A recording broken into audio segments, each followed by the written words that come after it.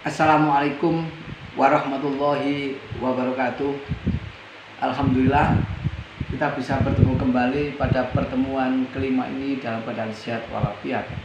Tentu kita akan mensyukuri nikmat yang luar biasa ini.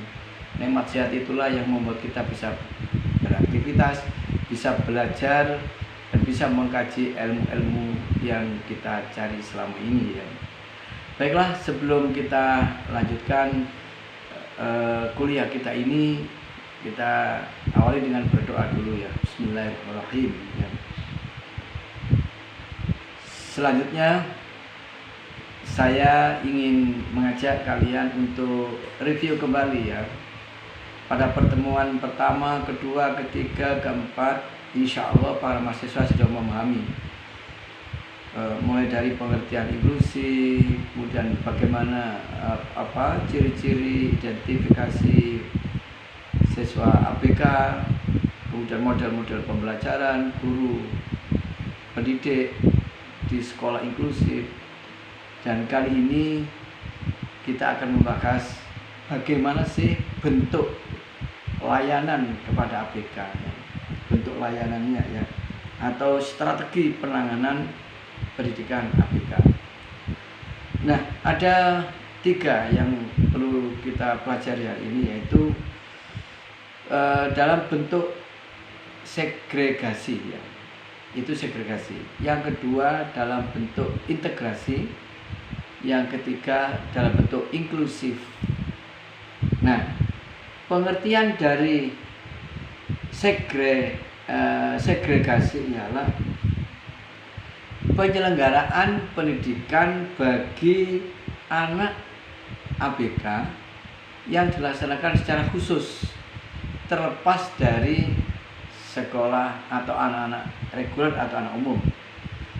Misalnya SLB. Jadi anak-anak ABK ini dikumpulkan di satu sekolah atau tempat ya, itu tersendiri, tidak campur dengan anak reguler atau anak umum. Itu disebut segregasi. Sedangkan kurikulumnya yaitu kurikulum tersendiri, yaitu kurikulum khusus anak ABK.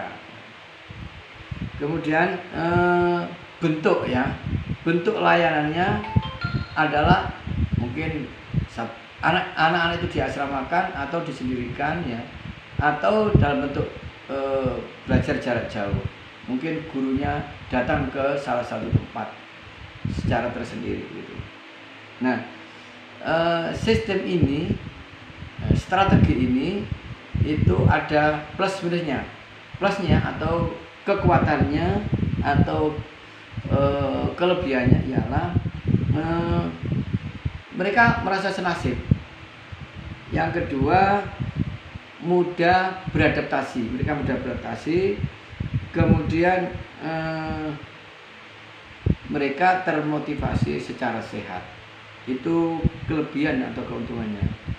Sedangkan kelemahannya atau keburukannya yaitu mereka ini terpisah dari lingkungan, padahal dalam kehidupan sehari-hari itu mereka akan bercampur, bersosial dengan orang lain secara umum ya.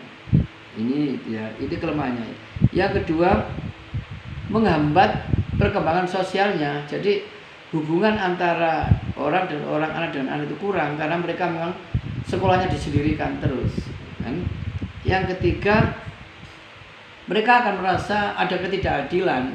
Kenapa sih teman saya yang reguler atau yang normal itu di sekolah yang enak mungkin ya, gua sendiri bisa kumpul, tapi saya sendiri misalnya anak ABK itu ngomong begitu ya, itu disendirikan atau bahkan istilahnya dikucilkan. Inilah yang disebut layanan dalam bentuk segregasi. Jadi anak ABK ini dikumpulkan dalam satu lembaga atau tempat khusus untuk dididik bersama-sama, tidak campur dengan orang lain. Itu layanan yang pertama, namanya segregasi. Yang kedua, bentuk layanannya adalah integrasi atau terpadu ya. Integrasi atau terpadu. Apa sih arti dari integrasi atau terpadu itu? Yaitu penyelenggaraan pendidikan yang dilaksanakan secara bersama-sama baik peserta didik umumnya dengan peserta ABK dengan persyaratan tertentu. Jadi mereka ini sebenarnya kumpul dengan anak reguler dan umum, tapi ada syarat-syarat tertentu ya. Sedangkan kurikulumnya itu adalah kurikulum sekolah reguler, jadi sekolah umum pada umumnya. Kemudian anak ABK ini mengikuti kurikulum seperti pada umumnya. Nah, bentuknya adalah sekolah reguler biasa atau kelas biasa. Kemudian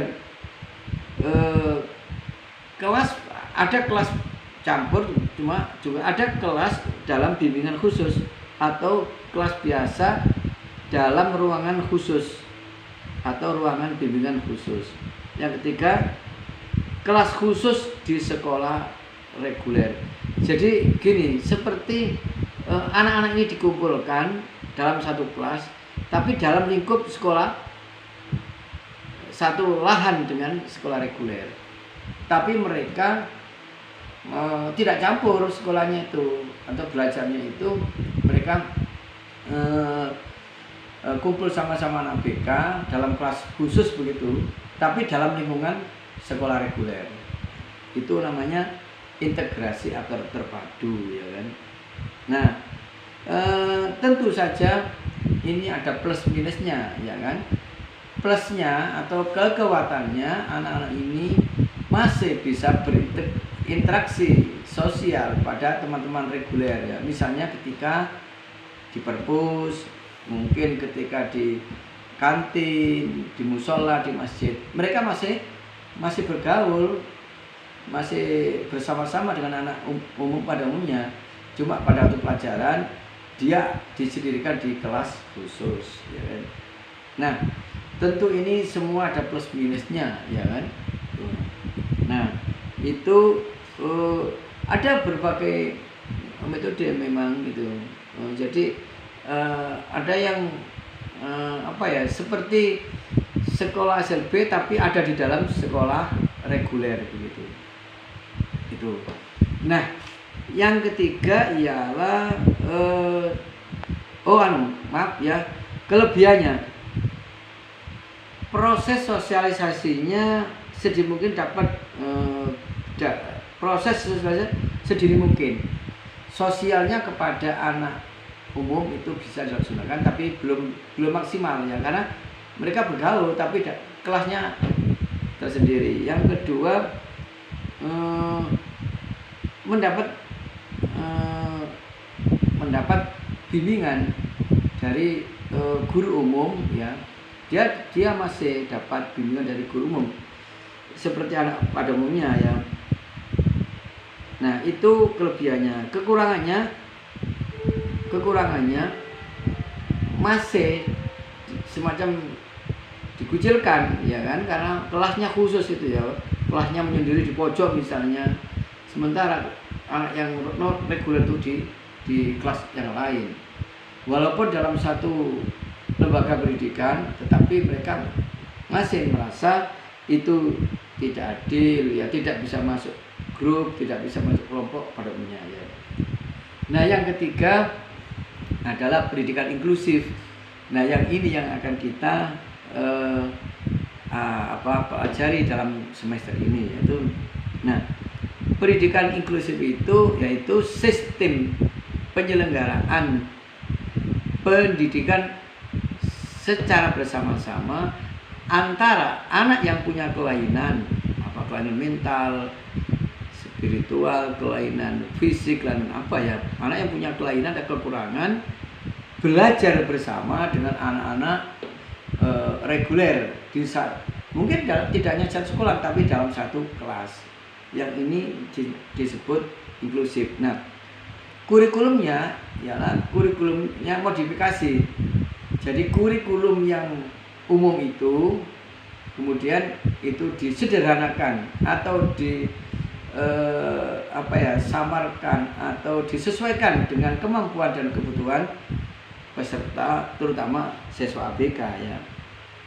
Namanya kurikulum modifikasi ya. Nah, bentuk layanannya itu anak-anak ABK ini belajar dalam kelas yang sama dengan anak reguler, tidak dibedakan, hanya kurikulum gurunya mungkin agak berbeda ya, jadi gurunya ditambah dengan guru GPK dan macam-macam. Dan itu yang sekarang sedang digencarkan oleh pemerintah ya. Nah, kelebihannya ini mereka merasa dihargai ya, jiwa percaya dirinya tumbuh karena kekuatannya atau kelebihannya inklusi itu adalah menghindari perbedaan, menghindari ketidakadilan, menghindari atau mengurangi diskriminasi. Jadi kelebihannya itu begitu, supaya mereka merasa dilayani secara sama-sama, dan di situ ada keadilan ya. Jadi ini ya. Cuma kelemahannya yaitu tadi, kadang-kadang kesulitan-kesulitannya itu terutama bagi guru yang kurang paham dengan budaya inklusi, dia mungkin agak sedikit kerepotan ya, karena di dalam satu kelas itu ada anak reguler, tapi sisi lain ada anak ABK yang punya kelainan-kelainan. Nah, itulah 3 bentuk layanan anak ABK di Indonesia ya, di Indonesia begitu. Nah, nanti pada kuliah kita ini menjurus ke yang ketiga, yaitu inklusif ya. Demikian kuliah saya ini mudah-mudahan bermanfaat, dan para mahasiswa tidak memahami, dan nanti kalau sudah terjun menjadi guru itu akan betul-betul bisa melayani anak ABK ini dengan penuh keikhlasan dan kesabaran. Billahi taufiq wal hidayah. Wassalamualaikum warahmatullahi wabarakatuh.